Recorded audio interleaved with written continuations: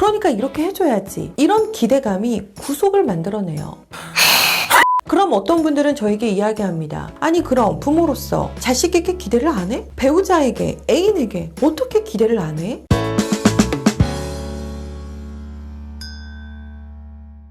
개인의 성장을 응원하는 아지트의 한박사TV의 함쌤입니다. 오늘의 주제입니다. 사랑하지만 구속하지 않는 거리. 누군가를 사랑하면서 구속하지 않고 건강하게 관계를 유지할 수 있다면 얼마나 좋을까요? 어떤 책에서 본 글귀인데요. 여러분, 중독과 몰입의 차이를 아세요? 중독은 어떤 일에 빠져 있는데 그 일을 하고 나면 죄책감이 드는 마음입니다. 몰입은 내가 빠져 있는 대상에 대한 사랑하는 마음이 들어 있습니다. 중독은 어떤가요? 그 일에 빠져 있는데 내 자신이 너무 밉죠. 그런데 알면서 자꾸 또 하게 되잖아요. 뭐가 있을까요? 알코올 중독, 도박 중독, 니코틴 중독 이런 거예요. 몰입은 어떤 것에 푹 빠져 있는데 그 대상 자신에 대한 사랑이 있습니다. 이것이 몰입입니다. 여러분은 중독에 빠져 계세요? 몰입에 빠져 계세요? 관계에도 사랑에도 중독이 있습니다.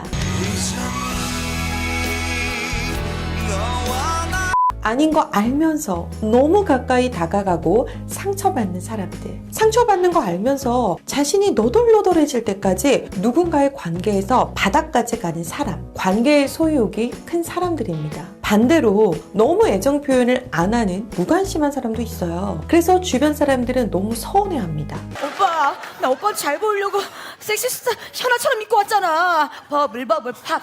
그만해 제발. 적당한 거리를 두면서 우리가 관계를 맺는다라는 거 무엇인지 참 헷갈리고 어려워요. 오늘 한박사TV에서는 타인을 구속하지 않고 잘 지내는 방법 2가지 팁을 드리려고 합니다. 첫째, 타인에게 기대하지 않기. 둘째, 사실을 확인하기 전까지 절대 해석하지 않기입니다. 하나씩 알아볼게요. 타인에게 기대하지 않기? 우리가 누군가를 구속하는 이유가 뭘까요? 사랑한다라는 이유로 과도한 기대와 요구를 갖는 거거든요. 내가 부모라는 이유로, 배우자라는 이유로 어떠한 기준을 상대에게 요구합니다. 넌 나에게 특별한 존재야. 그러니까 이렇게 해줘야지. 이런 기대감이 구속을 만들어내요. 그럼 어떤 분들은 저에게 이야기합니다. 아니 그럼 부모로서 자식에게 기대를 안 해? 배우자에게, 애인에게 어떻게 기대를 안 해? 여러분 이런 말 들어보셨나요? 사람은 고쳐 쓰는 거 아니다. 예를 들어 만나고 있는 오빠가 스킨십을 잘 안 해줘. 스킨십을 기대한다고 그 기대가 충족된 적 있나요? 스킨십을 기대한다고 그 기대가 충족된 적 있나요? 얘가 진짜.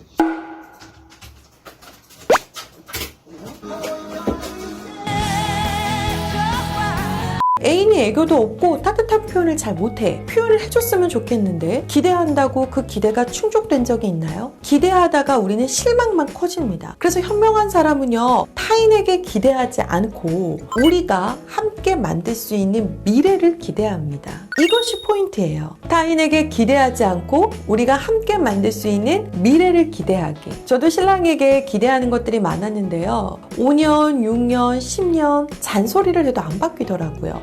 주말이면 나가서 외식을 좀 하든가.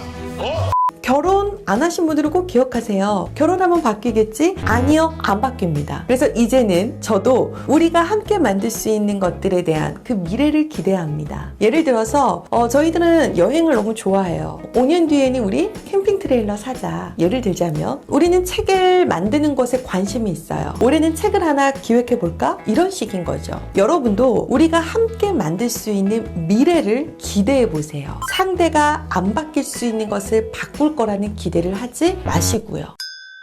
2번째, 사실을 확인하기 전까지 해석하지 않기입니다. 다음 그림을 보실까요? 어떤 생각이 드세요? 푸에르 도리코의 국립미술관에 걸려있는 노인과 여인이라는 작품입니다. 어떤 분들은 이야기하세요. 아니 저 노인이 젊은 여성을 어떻게 너무나 싸구려 그림처럼 보는 경우가 있는데요. 주책스러운 노인이 이성을 잃고 젊은 여성을 탐하는 느낌으로 보죠. 그런데 이 그림의 여주인공은 노인의 딸입니다. 노인은 푸에르 도리코의 자주 독립을 위해 싸운 투사였고 독재 정권에 의해 감금당하고 있는 겁니다. 그에게 내려진 형벌, 음식물 투하 금지입니다. 감옥에서 서서히 굶어 죽어가고 있어요. 딸은 해산한 지 얼마 안 되었는데 아버지를 보기 위해서 감옥을 찾아왔습니다. 임종을 앞두고 있는 앙상하게 뼈만 남은 아버지에게 해줄 수 있는 것이 무엇일까? 결국 딸은 부끄러움을 무릅쓰고 아버지를 위해 가슴을 풀죠. 그리고 마지막 가시는 길 젖 한 모금 드시고 갈 수 있도록 시간을 줍니다. 이 그림은 부녀 간의 사랑과 헌신 그리고 애국심이 담겨있는 숭고한 작품입니다. 이 스토리를 알고 갑자기 이 그림을 보면 작품이 달라 보입니다.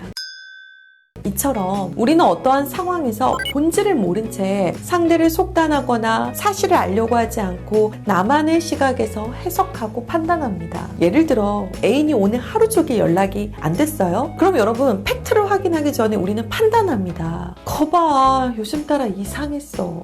다른 사람이 생긴 거야. 사랑이 식은 거야. 자 보세요 여러분. 연락이 안 된 사건이 나를 힘들게 하는 것이 아니라 나의 해석이 나를 힘들게 합니다. 그래서 관계를 잘하는 사람은요, 나만의 관점에서 해석하지 않는다라는 거예요. 나만의 관점에서 상대를 바라보고 해석하니까 상대를 더 구속하게 됩니다. 나의 속단하는 자세가 상대를 지치게 만듭니다. 절대로 사실, 본질을 알기 전까지 혼자 부정적으로 해석하지 마세요.